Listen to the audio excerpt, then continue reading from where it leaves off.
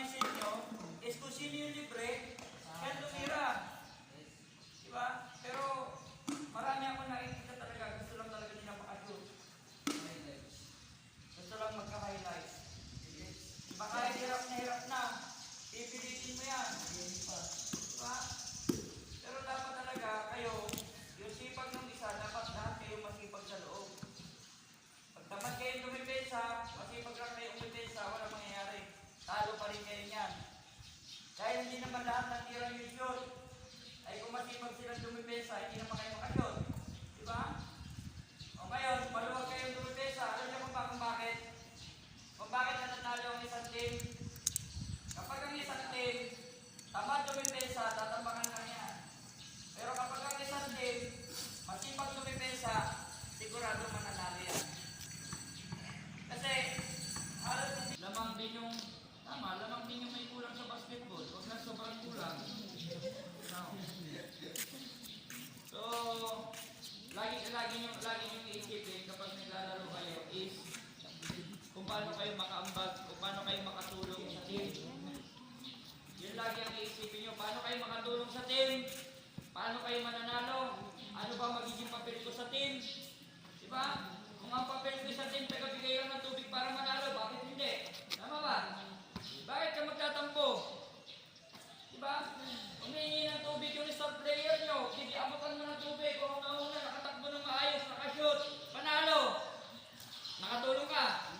O diba? Isang simple.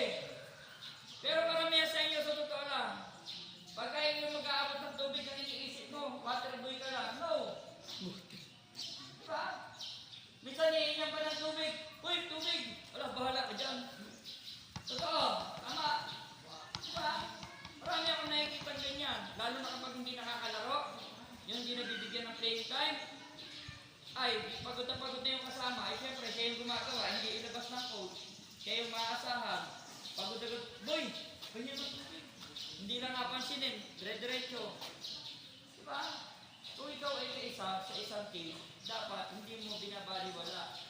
Yung pagbibigay mo ng tubig, makainom, makatakbo, para manalo, isang malaking bagay sa inyo. Pero kung ikaw ay mag-iinarte, iisipin mo, hindi naman ako pinapasok eh. Bahala sila dyan. Diba? Pero mali yun.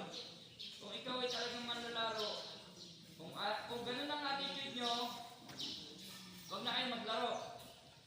Pag kinuha kayo ng team, huwag na kayo maglaro kung ganun lang din magiging attitude nyo. Diba? Dapat, nandun kayo sa sumusuporta lagi sa team. Suportado nyo yung team. Kahit nagapalakpak na kayo, natapos hindi kayo pinuwisan. Salamat! Hindi kayo napagod. Diba? Totoo naman yan eh. Ngayon, magtatanong ka sa sarili mo, bakit nga ba? Bakit ako hindi nabibigyan ng playing time? Ano ba ang kulang sa akin? Diba? Inisip ko yung tamad nga pala ako sa training. Malambot nga pala yung tuhod ko. Pag madali ako mapagod, anong dapat gawin? Diba?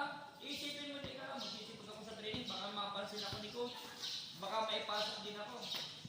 Diba? Lahat ng effort gagawin mo. Hindi nyo kinakailangan maingit sa kasama nyo.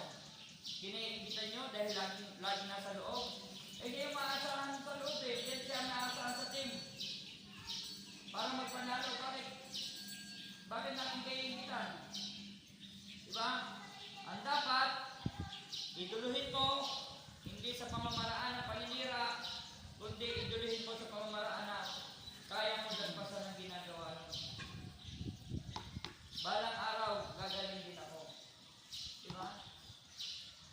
Pagdating din dumating ako dito sa Mindoro, unang dating ko dito, nakapanood ako dito ng liga.